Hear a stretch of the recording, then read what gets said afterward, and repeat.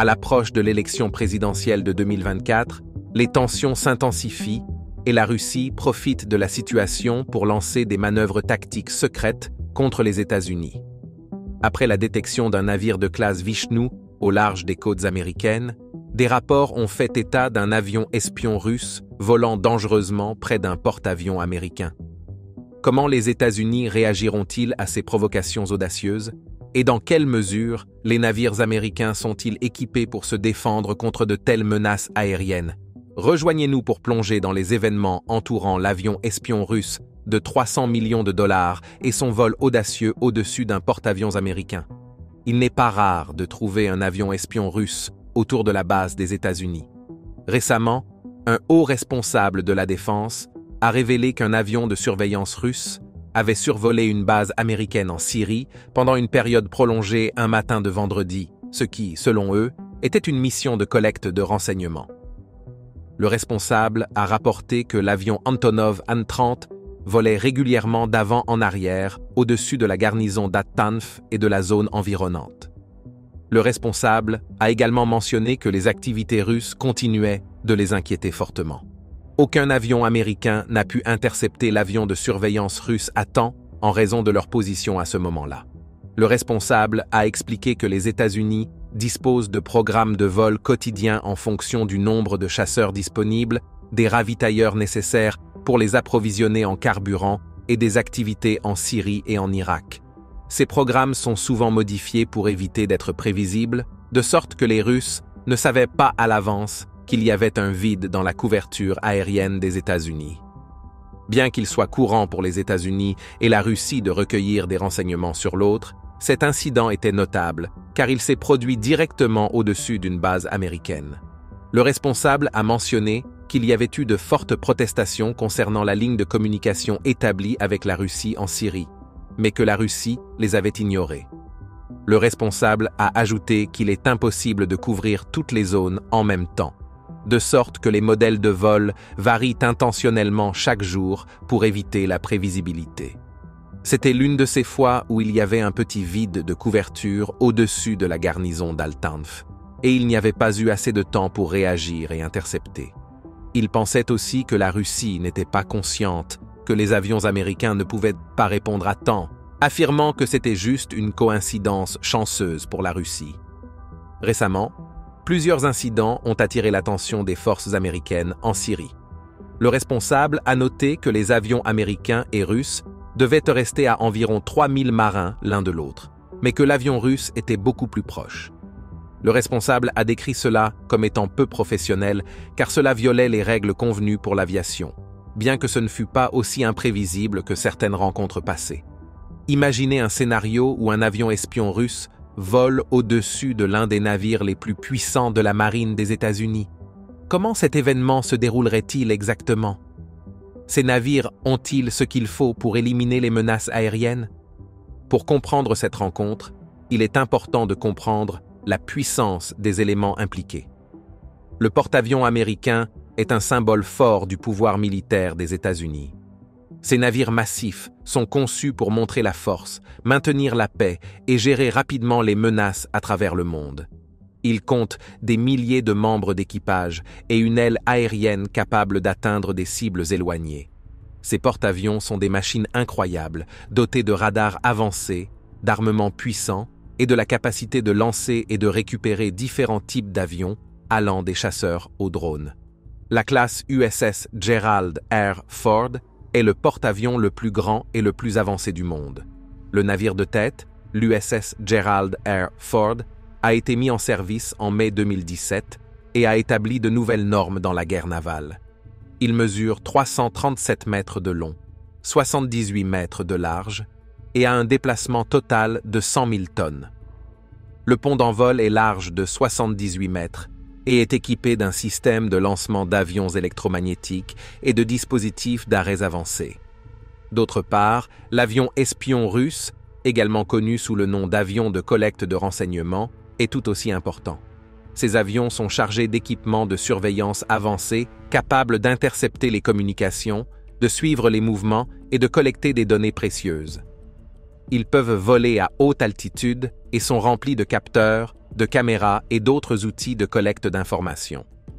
Le modèle exact de l'avion peut varier, mais les types courants incluent l'Ilyushin Il-20M ou le Tupolev Tu-200K14R, tous deux conçus pour la surveillance électronique et la reconnaissance. La technologie avancée à bord de ces avions leur permet de collecter une grande quantité d'informations, allant des signaux radars aux communications, offrant ainsi des aperçus importants des opérations ennemies. L'Ilyushin Il-20M est un avion de surveillance russe utilisé pour les renseignements électroniques et de communication. Développé à l'origine à partir du Il-18, il a effectué son premier vol en 1968 et était principalement exploité par la flotte ou le quartier général du district. Équipé de radars avancés, de caméras et d'antennes, l'Il-20M recueille et transmet des données de renseignement en temps réel. Quant au Tupolev Tu-2, également connu sous le nom de ANT-58 et ANT-103, il s'agissait d'un bombardier bimoteur soviétique utilisé pendant la Seconde Guerre mondiale. Conçu pour des bombardements à grande vitesse, il pouvait emporter une charge de bombes importante et atteindre la vitesse d'un chasseur monoplace. Développé pour rivaliser avec le Junkers Ju-88 allemand, le Tu-2 a été produit dans diverses versions, y compris des modèles torpilleurs, intercepteurs et de reconnaissance. Il a joué un rôle crucial lors des offensives finales de l'Armée rouge. Malgré l'arrestation de son concepteur, Andrei Tupolev, l'avion a été développé et produit en série, avec un total de 2460 unités construites d'ici 1952. Au fil des années, ces avions ont effectué de nombreuses missions de reconnaissance, y compris près de l'espace aérien turc et estonien, ce qui a conduit plusieurs avions de chasse de l'OTAN à les intercepter. L'avion a été mis à jour, et l'Il-20PP est une version récente capable de brouiller les systèmes modernes. En 2018, un missile syrien a accidentellement abattu un Il-20M. Pourquoi un avion espion russe volerait-il près d'un porte-avions américain? Quels sont les enjeux et que peut gagner ou perdre chaque camp? La réponse réside dans le jeu en cours de renseignement et de contre-renseignement entre les deux nations. Les deux pays cherchent toujours à en savoir plus sur les capacités et les intentions de l'autre. Pour la Russie, voler près d'un porte-avions américain peut fournir des informations précieuses sur ses mouvements, ses opérations et les signaux qu'il émet.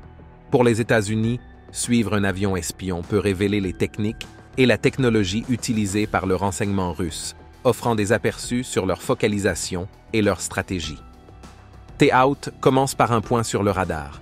L'opérateur radar à bord du porte-avions remarque un avion inconnu pénétrant dans leur périmètre extérieur. Cette zone est surveillée de près et s'étend sur des centaines de kilomètres depuis le porte-avions pour repérer toute menace à un stade précoce. L'opérateur voit l'avion à l'écran, mais il ne sait pas encore ce que c'est. Suivant sa formation, l'opérateur applique un protocole précis pour évaluer et réagir à la menace potentielle. Lorsqu'un avion non identifié est détecté, l'opérateur tente d'abord de l'identifier en vérifiant son code de transpondeur. S'il n'y en a pas, cela constitue un signe d'alerte. L'opérateur informe rapidement la chaîne de commandement. Le capitaine est prévenu et des décisions rapides sont prises. Des jets sont lancés et les systèmes de défense passent en état d'alerte maximum. Les escorteurs du porte-avions, tels que les destroyers et les croiseurs, prennent leur position, prêts à répondre à toute menace. La tension monte alors que l'équipage se prépare à une possible confrontation. La salle de radar est en effervescence. Les techniciens et les analystes travaillent ensemble pour suivre l'avion et recueillir un maximum d'informations. Ils utilisent des outils avancés pour analyser sa trajectoire, sa vitesse et son altitude, afin de déterminer ce qu'il pourrait être en train de faire. Pendant ce temps, le capitaine discute avec ses officiers supérieurs, envisageant les options et prenant des décisions importantes sur la manière de réagir. Alors que les jets américains décollent, l'avion espion russe continue de se rapprocher, soit sans se rendre compte de ce qui se passe en dessous, soit sans s'en soucier. C'est là que commence le véritable jeu de stratégie. Les pilotes de chasse reçoivent des instructions. Leur mission est d'identifier, de suivre et, si nécessaire, d'engager l'avion intrus. Ils savent que leurs actions sont surveillées non seulement par leur propre commandement, mais aussi par les pilotes russes et les officiers du renseignement à bord de l'avion espion. Une fois les jets en l'air, ils se dirigent vers l'avion entrant. Leur mission, selon les rapports, est d'identifier, de suivre et, si nécessaire, d'engager. Lors de l'approche, ils confirment visuellement l'identité de l'avion comme étant un avion espion russe. La tâche principale des pilotes de chasse était de s'approcher suffisamment pour identifier visuellement l'avion et montrer clairement aux Russes qu'ils avaient été repérés. Cela a été décrit comme un jeu de va-et-vient où l'avion russe savait qu'il était surveillé, tandis que les jets américains s'assuraient que les Russes savaient qu'ils étaient eux aussi surveillés. L'intention était d'envoyer un message clair.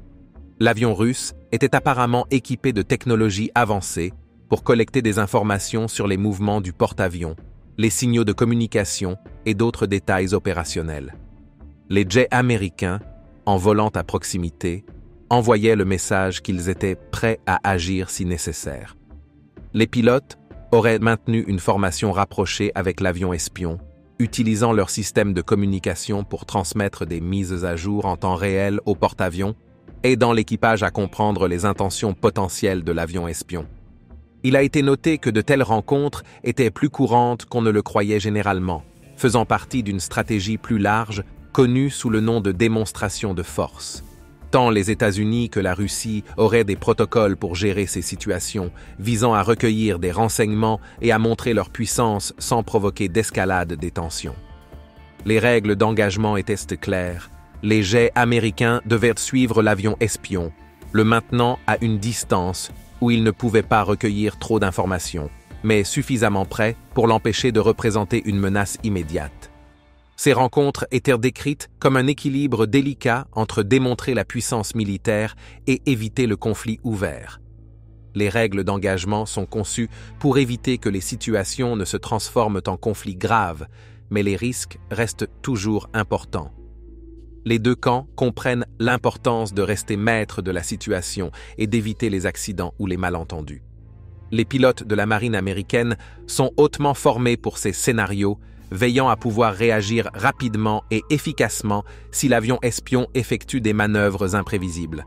Ces rencontres ne sont pas des événements isolés. Elles font partie d'une stratégie géopolitique plus vaste.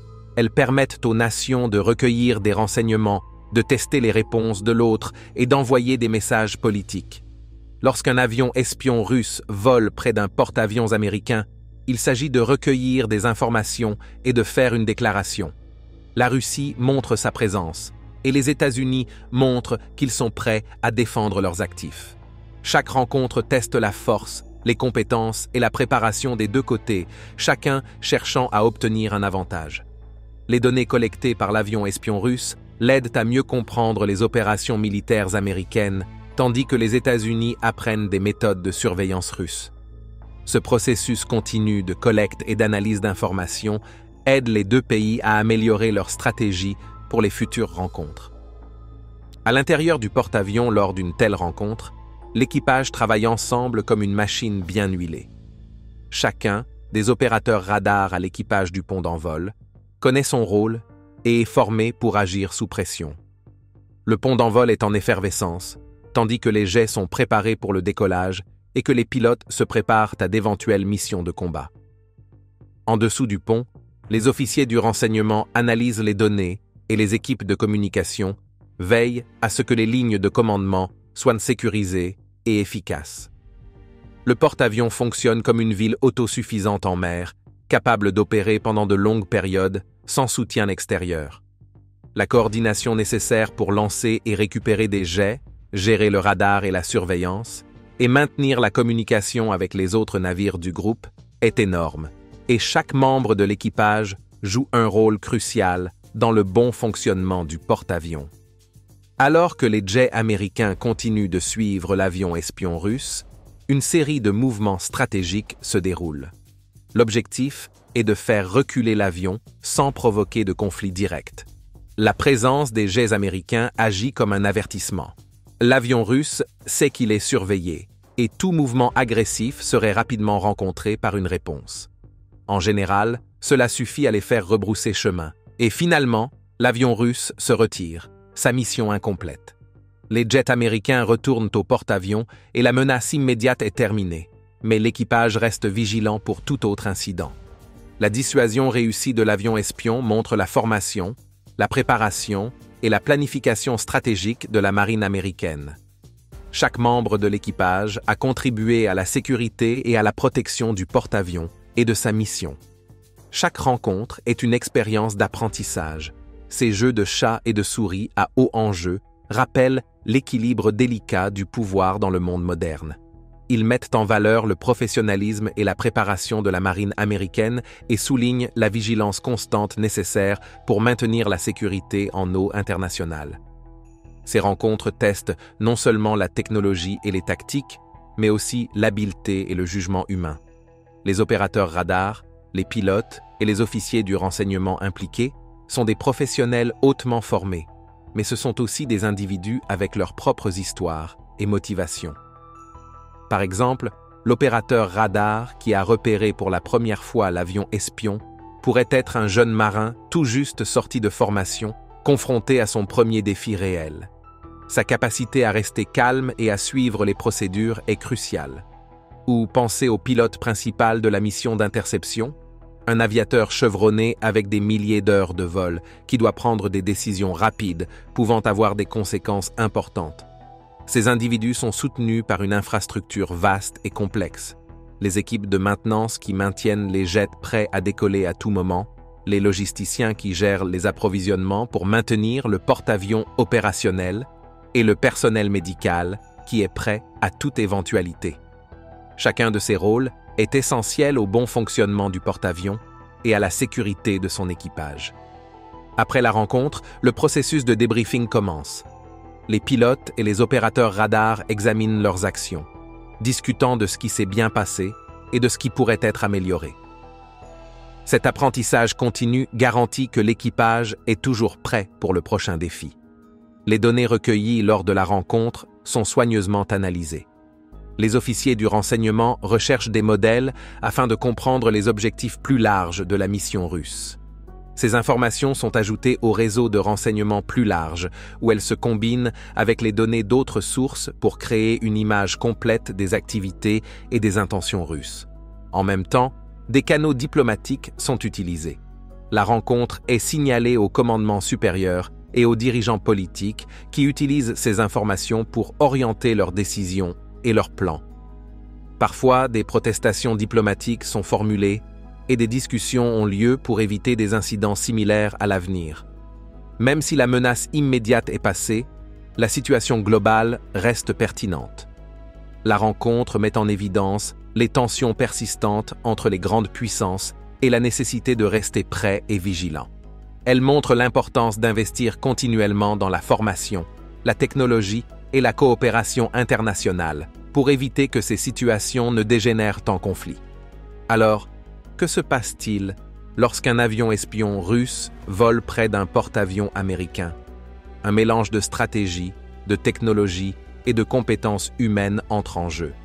C'est une situation à haut risque où chaque action est soigneusement réfléchie, avec des implications mondiales. Ces rencontres nous rappellent l'équilibre délicat du pouvoir et la nécessité d'une vigilance constante pour le maintenir. À mesure que la technologie progresse et que les tensions géopolitiques évoluent, le rôle de ces forces navales reste crucial.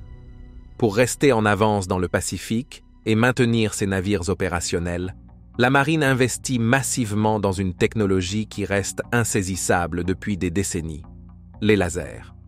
Les avantages potentiels sont énormes. Les lasers, alimentés par de grandes sources d'énergie telles que les réacteurs nucléaires des porte-avions de classe Ford, peuvent tirer à la vitesse de la lumière, les rendant capables de contrer des armes hypersoniques. Ils peuvent également se recharger rapidement pour se défendre contre des essaims de drones et ne nécessitent pas de munitions, offrant aux navires une capacité de tir quasi illimitée. C'est l'objectif de la marine du moins. Récemment, des entrepreneurs de la défense ont testé des lasers de faible puissance, l'un d'eux abattant même un drone plus tôt cette année. Cependant, un laser totalement fiable et assez puissant pour arrêter des missiles hypersoniques reste encore à des années d'existence. Malgré cela, Le Pentagone a confiance dans la technologie, au point de suspendre la recherche sur deux autres armes prometteuses, les canons électromagnétiques et les projectiles guidés lancés par des canons, qui visaient également à défendre la flotte contre les menaces modernes. Avec ces projets en pause, la question est désormais de savoir si la marine peut développer cette technologie laser suffisamment rapidement pour contrer les menaces avant qu'il ne soit trop tard. L'arme sur laquelle les États-Unis travaillent sera une arme à micro-ondes à haute puissance, ou arme HPM. Elle utilise des impulsions d'énergie micro-ondes pour perturber ou détruire l'électronique des systèmes ennemis.